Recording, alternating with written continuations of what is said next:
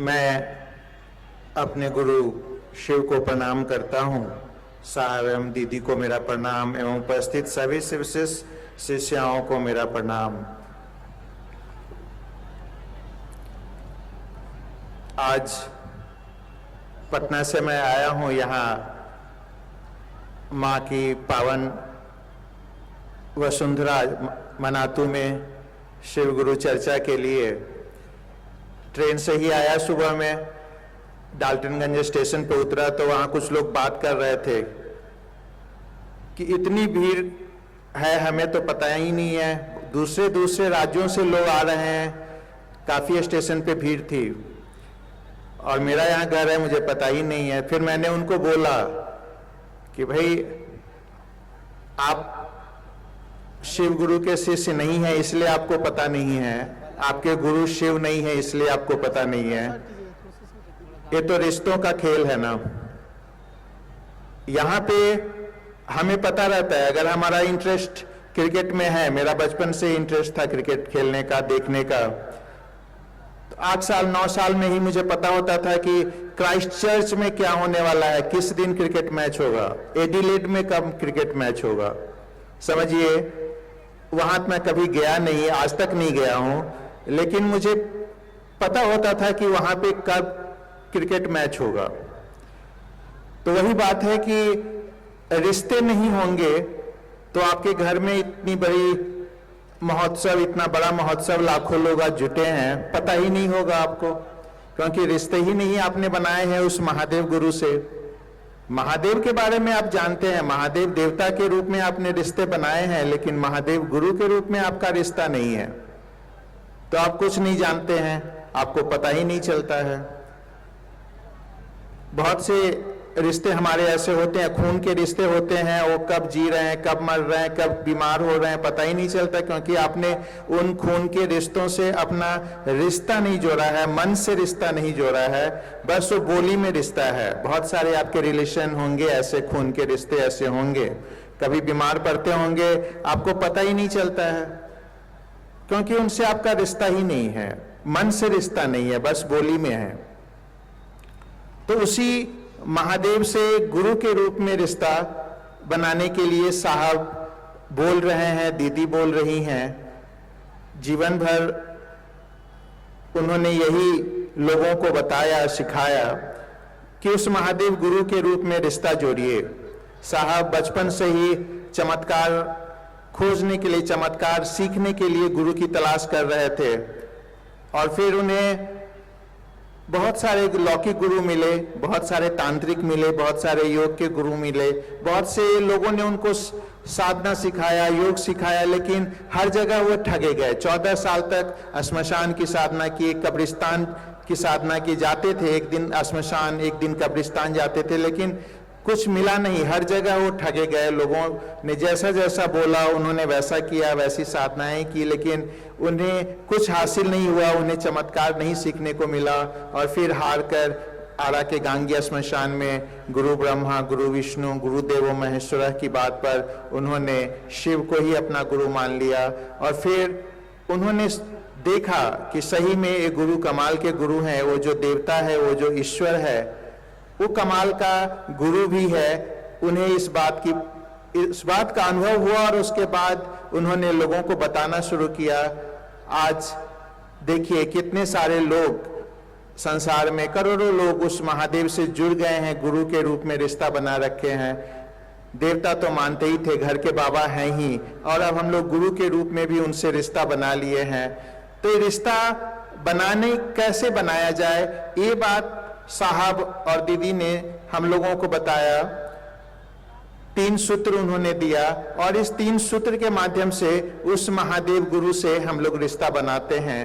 पहला दया मांगना, दूसरा चर्चा करना, तीसरा नमन करना नमः शिवाय से।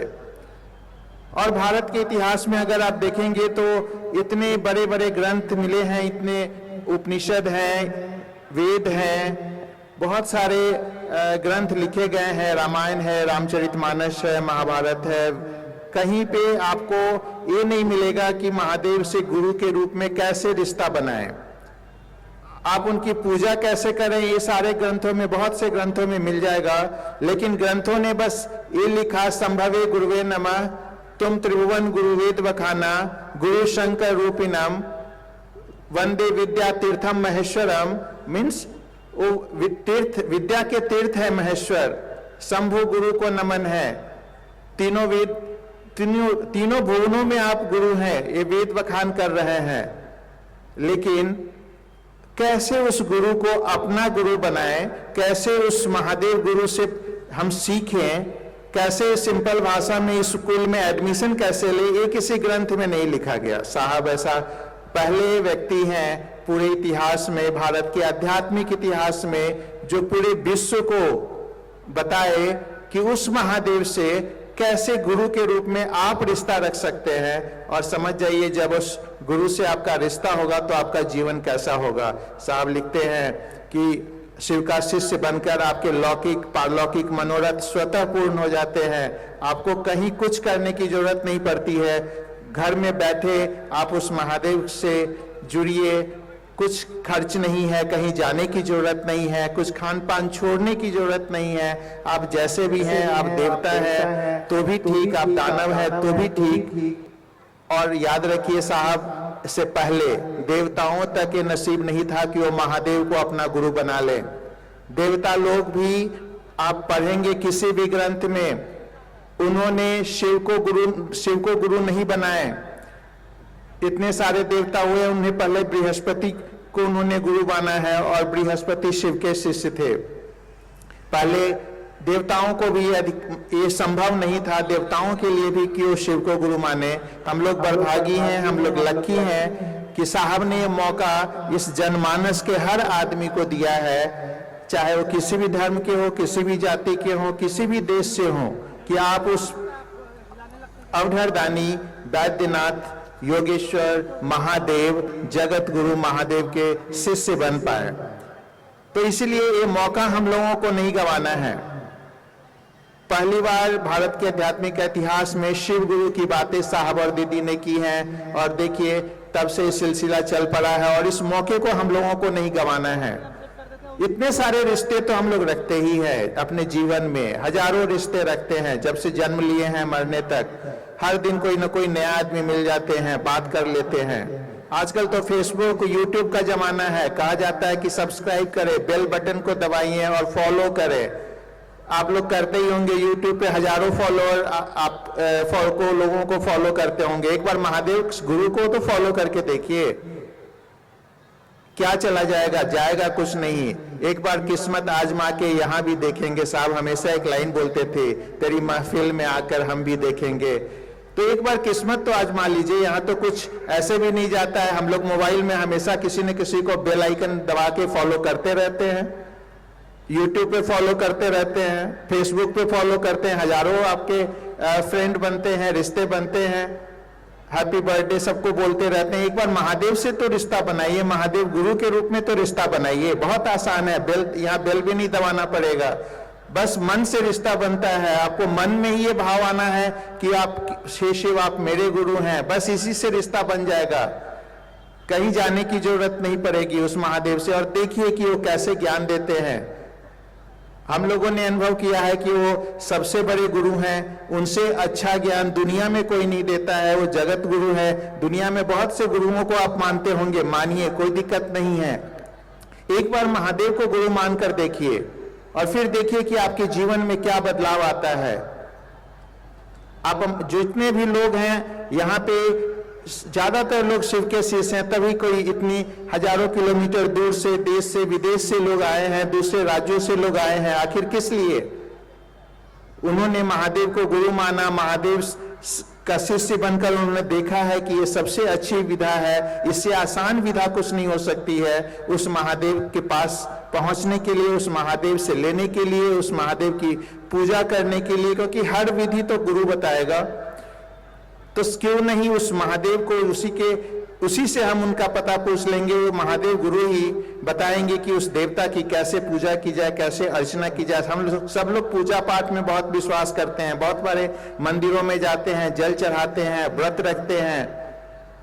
तो क्यों नहीं हम उसी परमात्मा से गुरु मानकर उनकी इस पूजा के बारे में या जो भी जानकारी चाहिए, चाहे आप लौकिक है, आप किसी भी कष्ट में फंसे हैं, किसी भी समस्या में फंसे हैं, किसी भी आपको पढ़ने में कहीं पे प्रॉब्लम आ रही, किसी भी प्रॉब्लम का सबका वो जवाब देते हैं, मन से जवाब देते हैं। आप फील करेंगे, आप देखेंगे कि कैसे वो आपको पढ़ाते हैं, कैसे वो आपको ज्ञान देते हैं, कैसे वो आपके जीवन को सुखमय करते हैं। एक बार मान के देखिए, कोई भी फल होता है उसको आपको जब तक टेस्ट नहीं करेंगे आपको पता नहीं चलेगा कि वो मीठा है या खट्टा है।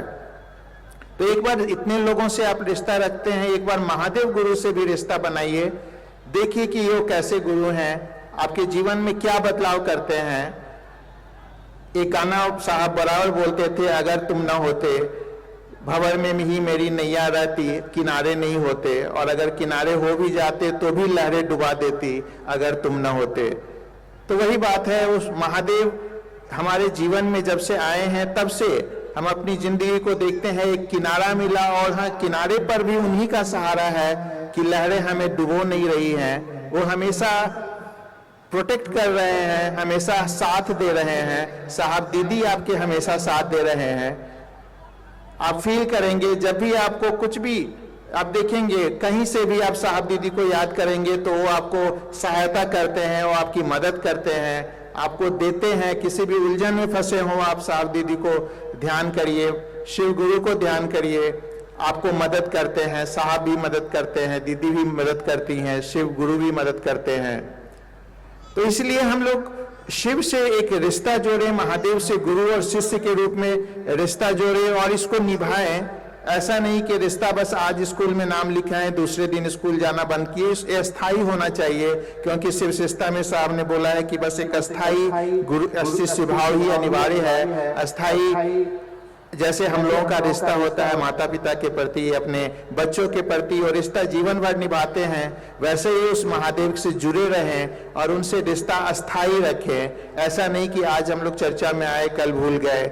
हम लोगों को ये प्रत्येक दिन याद रखना है कि शिव मेरे गुरु हैं, मैं उनका शिष्य हूं, और उनसे दया मांगे। कि हम लोग मांग भी क्या सकते हैं।